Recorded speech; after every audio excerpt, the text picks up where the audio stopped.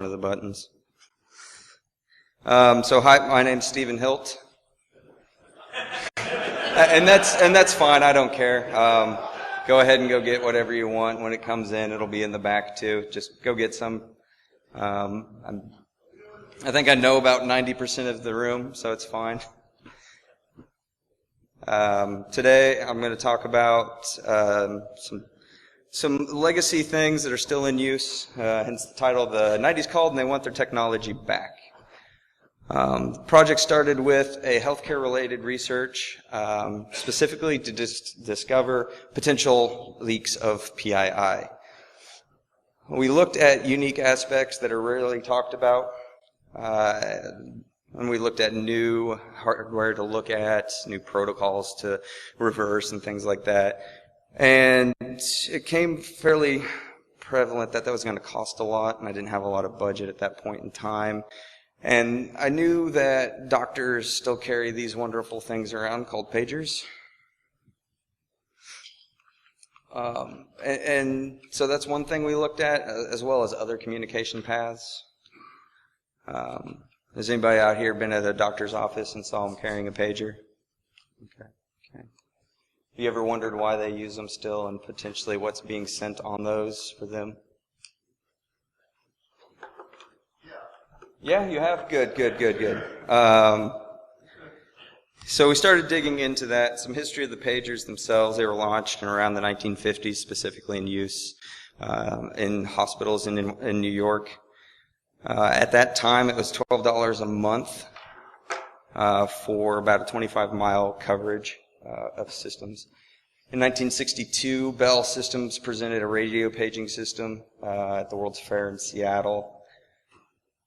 And officially, in 2001, Motorola actually stopped making new pagers. Despite that, there are still multiple protocols in use still today. And we're going to dive into some of that here in a little bit. I grew up mainly as a kid in the 90s. I was born in the 80s, but in the 90s, we all remember that pagers used to be a status symbol of coolness. I remember when my school actually banned pagers, mostly because drug dealers were using them. Some of us really wanted to be cool, and you could actually win a free pager. Apparently, this is probably the best image I found. And we all know one of the greatest pager examples ever in pop culture. But honestly, who uses pagers now? If you remember this movie, The Hangover, he specifically asked if the Caesar's Palace was pager-friendly. If you haven't, that's a good chuckle. We're going to specifically look into doctors using pagers in this talk. I'm going to give a little bit of information at the end. It actually ended up being a larger project than I had planned because of some other information that we had seen during the analysis phase and watching of these protocols. Some of the protocols we're going to talk about, which is POCSAG. POCSAG stands for the Post Office Code Standardization Advisory Group. POCSAG pagers operate at the 512, 1200, and 2400 baud rates.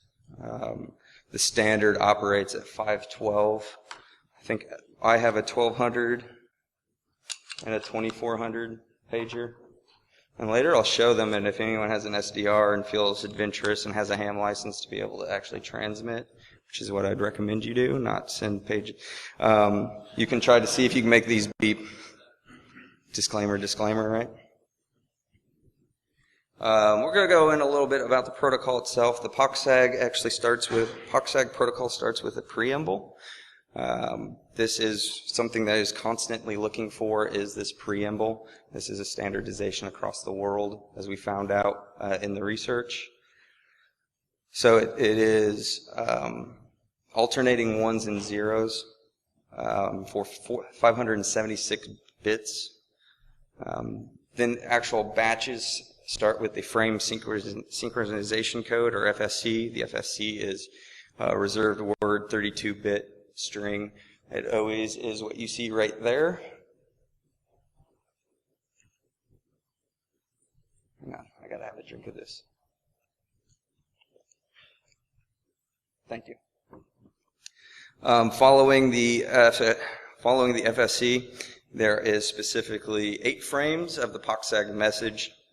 Each frame is comprised of 2 code words separated by a synchronization code word. And that's just to make sure everything's on time and everything was received and how to piece things back together. Frames are broadcasted in batches, and each batch contains 8 frames. Messages can span multiple batches. Kind of what the protocol looks like itself, as you said, the preamble with the FSC, and then the 8 frames with 16 code words. The code words are the actual message themselves. And we'll actually go look into some messages here in a little bit, kind of some of the examples we've seen, and I'll actually do a live demo. During the live demo, please put your phones down. Don't record, no pictures, please. Flex is the next protocol heavily used. That's actually what we'll be watching today is Flex. Flex is a high-speed paging protocol that was developed by Motorola and was designed to operate at the same frequencies as POCSAG. Flex utilizes time syncs instead of listening for a preamble. They would design this specifically to extend the life of the battery of the pager. I have to change these out every month. You could go longer with Flex. Of course, I'm never getting pages on these, so it would be shorter if you actually got pages. I did get pages. We'll go into that later because I sent them to myself. I had to feel cool, man, you know? I always wanted a pager, so I walked around the house and, or actually at that time I was in the hotel room in another country where it's okay for me not to have a ham license and send messages. Flex utilizes, so the 128 frames in a 4-minute cycle, which makes 15 cycles per hour. So you'll see a lot of messages for the entire time span that you're listening. Most of these are going to be sensitive in nature. Some are still numeric and tone-only pages. All right, bye, guys. Increase the number of cap codes.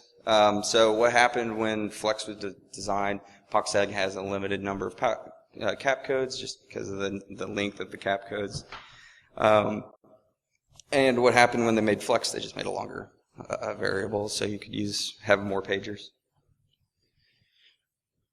For the primary focus of this research, the majority of our pages came from US, Canada, and Japan. However, as you can see here, there is more pages let me go back first.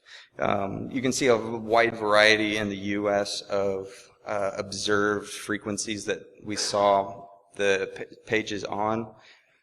Canada was limited to 2, and Japan had 4 different ones. And you can see they're not all in the 900 megahertz range like they are in the US. Japan, we did observe some 1 or 2 messages in Germany, several in London as well. But the ones in London used the same frequencies as they did in the US.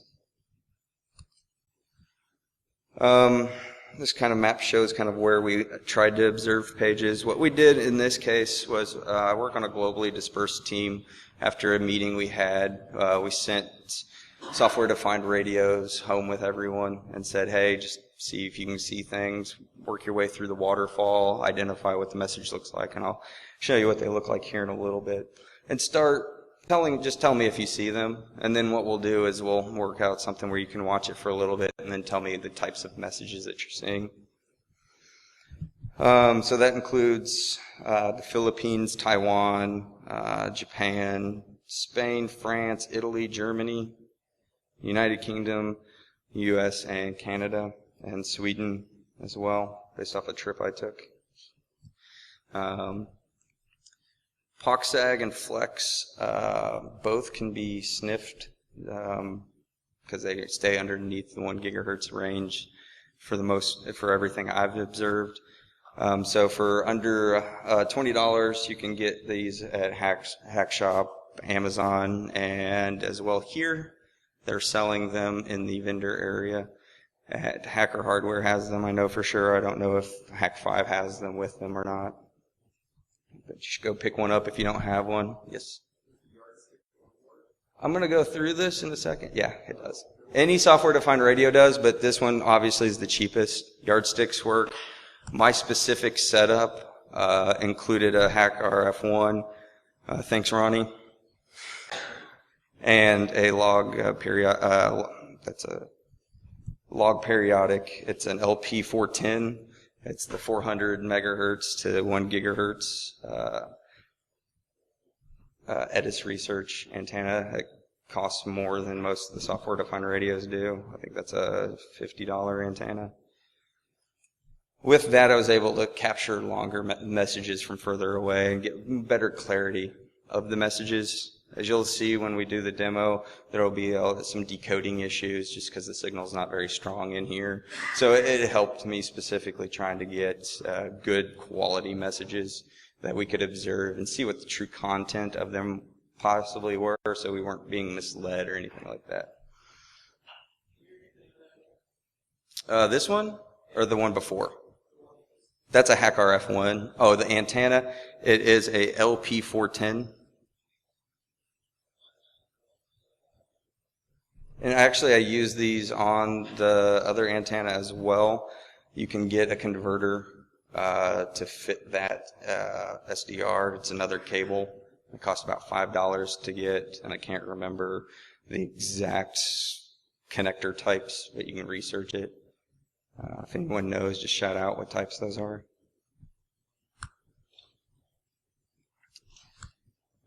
So then what you start doing once you have all the software-defined radio set up, and all of this has kind of been discussed before, but I'm going to go through it so there's people in the room that kind of want to learn how to do this and look at it. It's fun. And then we'll get into some of the more interesting and newer stuff that we did in a little bit. So what you're going to look for is specifically this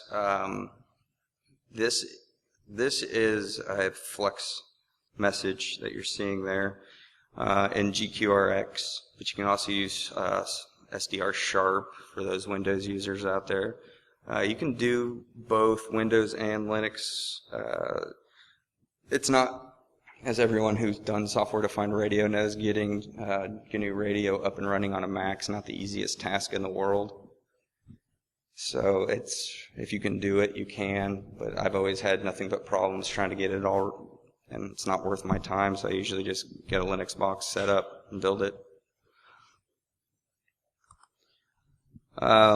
There's a really handy tool, as I said, this is not new stuff. This has been discussed before, and there's a lot of examples out there. And so we utilize the examples out there instead of trying to reinvent the wheel or anything like that. So under that GitHub page down there at the bottom, you'll see that there is a script called pagerrx.py. It's a GNU Radio Python script that sniffs specifically only flex. So if you're looking for POC-SAG, we'll go through that in a minute. You can sniff multiple frequencies at the same time if you use the one. You have to go and look for the specific frequencies, then hard code them in another script, and then you can run that script and it'll correlate and pull them all into the bottom waterfall, and then decode them from there. On Windows, there's a handy tool called PDW.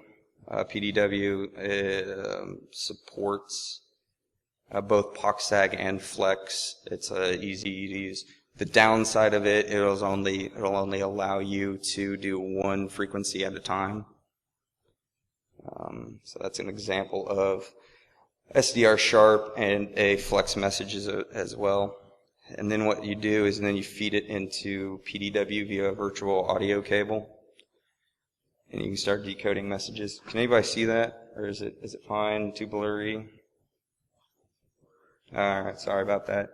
Well, there's blurred messages in there because I can't show personal information. So there's names in there and things like that. So what you're going to see once you start decoding the messages are a bunch of different types of messages.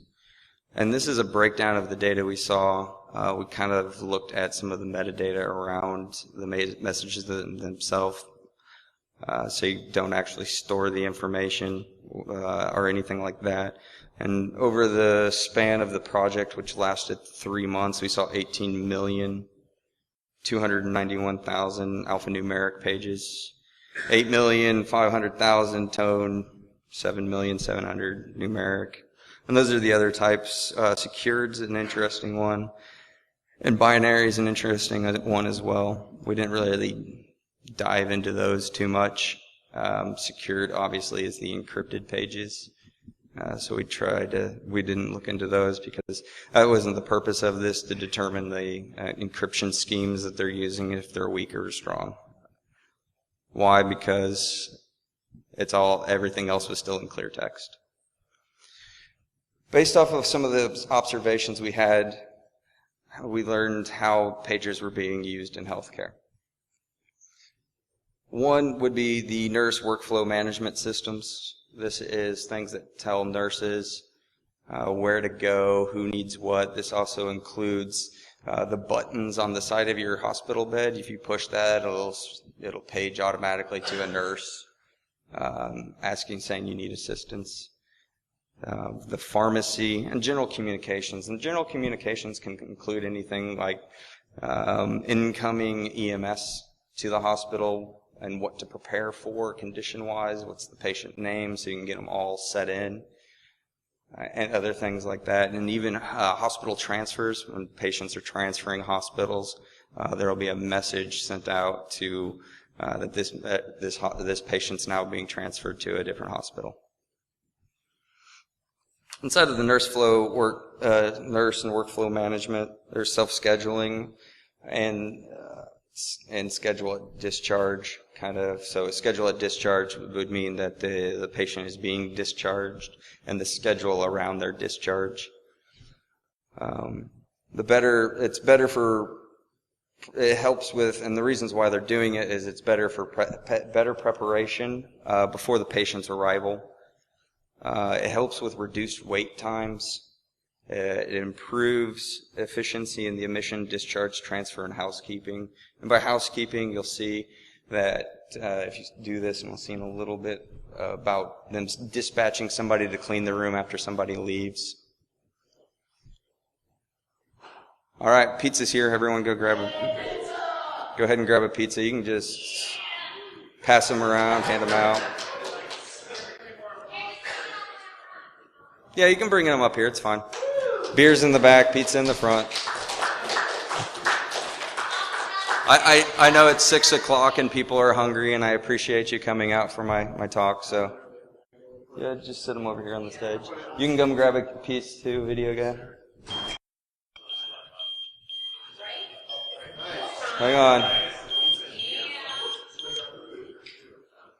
let me see.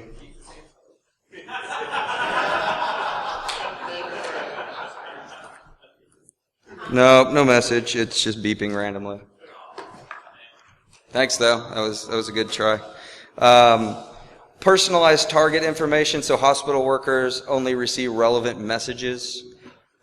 This helps with the workflow management, so they're not bombarded by other things. And it also reduce costs. That's all the benefits of it. I'm not going to say workflow management is a bad thing. It's really good. However, some of the information that we've seen over the workflow management is kind of alarming and scary. I'm going to show 2 examples. These are mock-up pages of what we've seen of a couple of the vendors in specific. One of which is Navicare. Navicare is a clinical workflow solution, and it's provided by a company called Hillrom. And Hillrom is not at fault for any of this. They actually sell an encrypted version of this system that sends to encrypted pagers. So it comes down to a lot of its budget and what people actually are doing. As you can see here, you'll see that there is a patient with a medical record number The medical record number is the unique identifier that they moved to after your social security numbers. They used to keep and track those. For those who just came in, there's beer in the back to go with that pizza. Just go hit yourself a cup and everything will go good. So this one's a stretcher alert. The other one we've seen is gr-mixalot. gr-mixalot is a company that it automates the patient transition process. There's something called InQuicker. InQuicker is used to help, as it says in its name, check in patients in quicker. A lot of it's used for transferring. It actually also sends out the URL, so if you actually have a username and password somehow obtained, you could log in and start changing some of the things for them.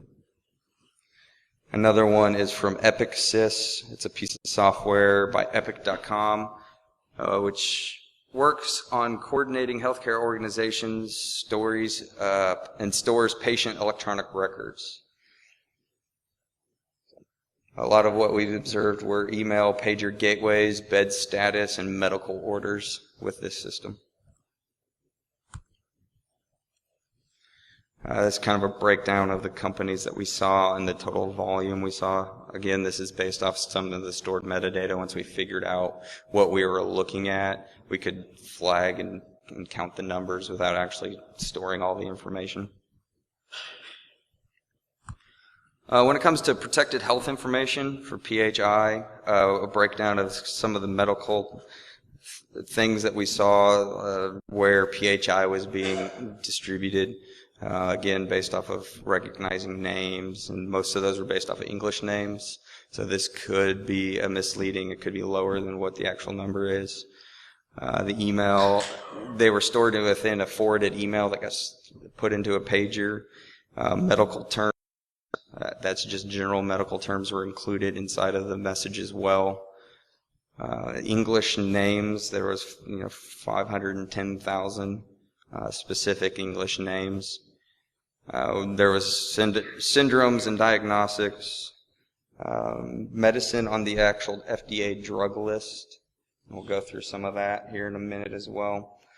We'll kind of show you some of that would be, again, name, male, 29 years old, being admitted with a diagnosis of X. You see a lot of those messages are being seen. So you start learning. It's kind of scary, and the thought, like, the minute I start seeing this and I look through it, I go, when I go to the hospital, which I hope I don't, will I be conscious enough to say, please don't page my information out? And what would they do if I told them I didn't want the information out on the pager systems? So, based off some of the diagnostics terms, we started flagging some information, kind of what we look at. Phleb, EKG, sepsis, X-ray, ortho, kidney, all those terms and the counts that we saw within the time span that we were actually looking for these. It's fairly high given the number of regions and things like that we were doing short time listening in just to verify pages, because there were several places across the country in specific. It's not just one region inside of the U.S. that we were looking at. When we traveled around, we'd look at things as well. And see what we saw to see if it's a systemic problem or just a region in which I lived or was visiting that one time or things like that. And I can tell you based off of what I saw, it may not be every hospital in every town, but high probability in a major city you're actually going to see a lot of this information.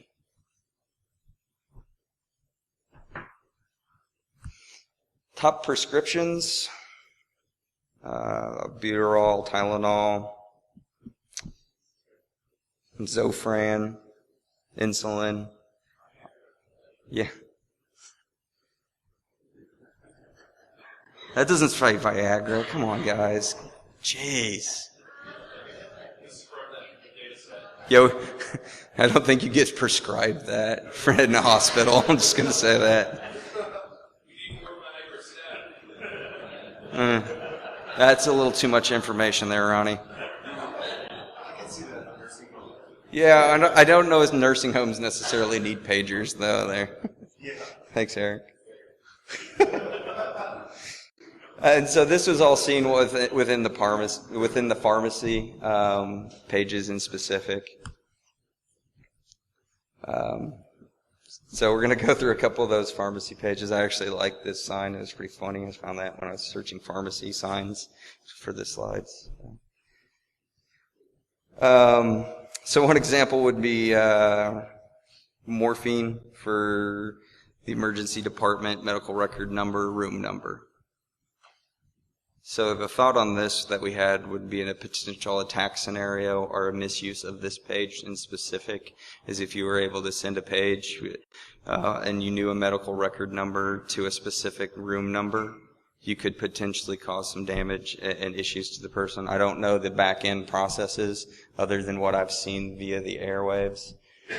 Is that what I've seen is that I believe this is in theory possible, that you would send this, they would possibly dispatch medicine to that room and probably charge them. I don't know about that piece either. It kind of the same one with the next two as well. Hey Jason, there's pizza up here if you want some pizza. Cool. The next one is, as I said, in somewhere in the country. I won't say exactly where, or not in the country, in the world. Organ donors was the highest thing we saw. So once the morgue had the cadaver, what organs were up for donation came around. So this is donor number at the donor hospital. This one would be a female, age 49. Again, this is a mocked message, not a copied message. So we just kind of put those numbers in there, but it's like what we would have seen. The offer, and this is for patients, the donor for the patient, and the date of birth of the next patient. And we talked about, Eric mentioned earlier, nursing homes. However, there is home care. We did see some pages that alluded to a home care solution system. This one would be Goldschmidt, patient name, date of birth, and the actual phone number for a pharmacist for medicine at CVS or Walgreens or anything. Please call the patient, has horrendous cough, and needs a steroid, not prednisone.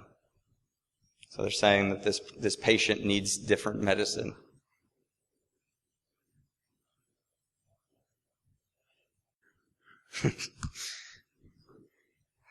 One of the surprising things that we saw was the things when people actually die in hospitals. It's a page called Death Notify. I'll show an example here in a second, but I wanted you to take this in and see all the glory of this meme that I found. Does anybody know where Justin Els is?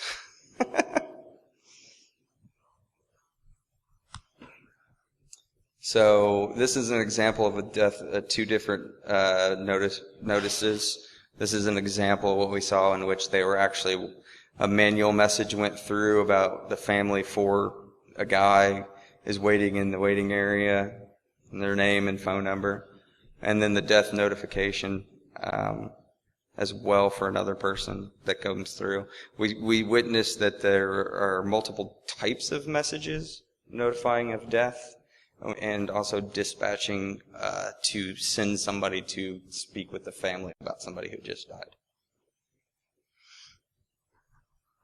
Does anybody have any questions or anything like this at this point in time?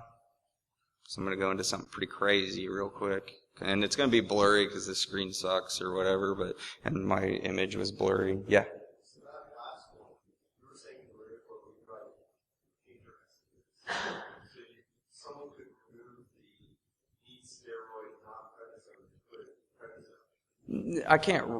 You can't, so the way pagers work, they're a broadcast-based system, so once one's sent out, you can't intercept it and make it not go, but what you could do is send one that said something else right after it, or keep upping how much prednisone they need, just keep dispatching it to them, or change it all up, or say it's you and you want more morphine. because you're in pain and no one's giving it to you.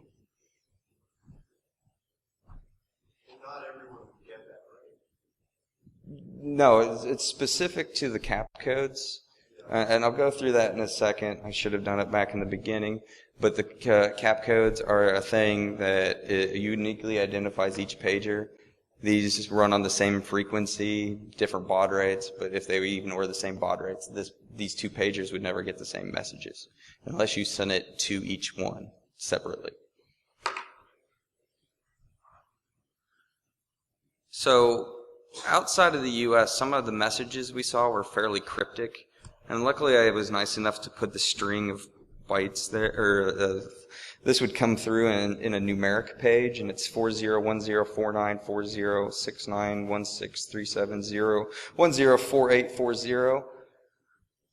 What that actually translates to, as we figured out via some research and a lot of help from some of my Japanese coworkers who can actually read Japanese and I can't. So that actually translates to English. It's test alert, and it uses a grid chart. So 40 is 4 and 0 would be a T. So, and 10 E, and so on and so forth. And there's actually kanji in there. So if you started looking into it and started kanji, this is just an example of test alert. We saw lots of these in Japan. It turns out Japan uses a lot of it for emergency issues, for public notification, things like that they'll broadcast out messages. At this point in time, I'm going to switch over to doing a demo, so if you can go ahead and stop the recording for just a minute, please. Which is, there you see things not in the region, because they're still utilizing the nationwide pager systems. The nationwide pager systems, again, it's a broadcast-based system, so it never knows where that pager is like a cell phone, so it goes to every tower and gets sent out. So it's a fully broadcast system. Good? Okay, cool. What we're going to do now is we're going to talk about actually spoofing the pages. There's, again, is the two cap codes, the baud rates, and the frequencies. There's a tool out there called gr-mixalot. It's, again, links at the bottom. Really simple GNU radio flow there. As you can see, it's pretty much just POCSAG is built into GNU radio, so it's really easy to go ahead and just send messages to POCSAG. Flex a little more difficult, but you can do it. But for the sake of this, just kind of showing that we can send pages, and this is being the easiest manner. So what we're going to do here is this is my two pagers. I'm going to go ahead and play it, and you can watch it. So they're going to shut off. I'm going to show you that where I'm sending these pages is in dead space here in 1 second. So you see there's no messages or anything like that, nothing around those frequencies, which is 9314875. There was the first message. We'll scroll back, we'll swing back over here in 1 second and show you that first page. See the pager on the right lit up. And then the page, that's the second page. Different baud rate, as you can tell. It's a little white. And then we're going to go ahead and show the messages. Yeah, those are my hands. Those are my chubby fingers. Thanks. And it's just that simple. I sent messages to the pager. That could say anything. My original test said hack the planet. Grand Central, hack the planet. Yes? So you said about all the IPH anymore, like you asked, like who does, like what are the hospitals and things that do for like huge stocks? Yeah, you can buy used ones on eBay. And you can specifically specify the range while you're looking for them and which frequency to go based off of the systems that you have will work. And there are companies that are making them. I just know that Motorola isn't. These are Motorola pagers, probably circa 2000, 2001, right before they stopped. But there are systems out there that are still making pagers, and they're utilizing old pagers. Later, man. Thanks for coming. So once I was spoofing pages, I also wanted to show that the same thing applies. I can sniff the same pages that I just sent. First example is again what I said when I sent Hack the Planet. So as you can see in this message here, I send Grand Central Hack the Planet, and you can also see that. So that's the multi-mon NG that I was talking about earlier, and how you can use RTLFM, pipe that through multi-mon NG, and you can decode POCSAG and Flex. And then there on the bottom is me with PDW, showing the exact same. First message is the same, and then I sent a spoof, and there on the bottom I sent a spoof that Dr. FTR, I work for the forward-looking threat research team at Trend Micro. We need morphine in room 42. And then FTR rules the world, the message that you actually saw get sent. If it's this easy just to spoof pages, and we're just sending them out, now granted, we all have ethics and we wouldn't do this, but a criminal would, especially if they wanted extra drugs or knew somebody in the hospital, or as we were mentioning earlier, you can see things like SMS to pagers. Maybe you send a message to a doctor and tell them there's an emergency and they need to leave the room, that they need to go take care of something. Or even worse, you send out and you learn all the CAP codes that are in the region or being utilized inside of one hospital, and you send in like a bomb threat page that everyone needs to leave the hospital.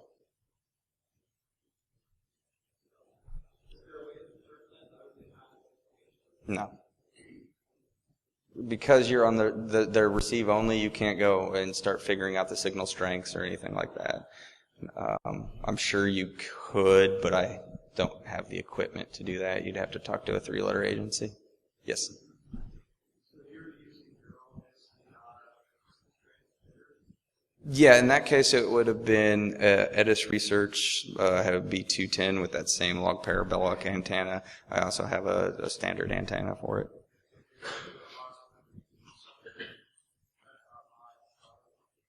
Yeah, but you can do it. Yeah. Yep. So, and you'd be surprised how much some of those SDRs, how high they can start transmitting to.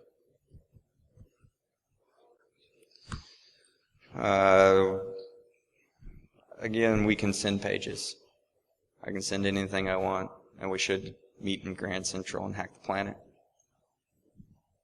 Potential attack scenarios, I mentioned a lot of these already. You can declare emergencies, intercept calls, possibly steal a dead person's identity, send pages to the pharmacy, move patients within facilities, say you don't want them next to you anymore because they smell real bad.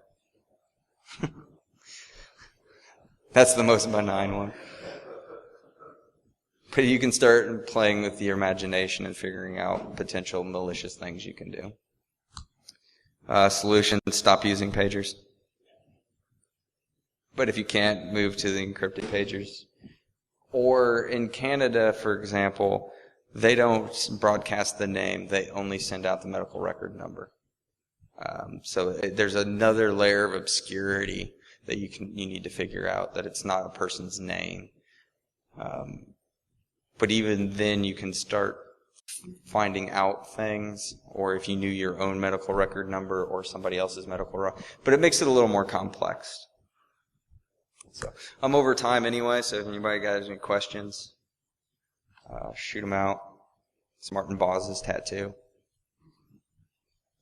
Any questions? I think we kind of just went through it. Yes, what's up? Missing a lot of what I wanted to ask. Are your pages totally anonymous and untraceable? My pages, those ones that I sent were not in the U.S. But yes. Other than the FCC can track transmits.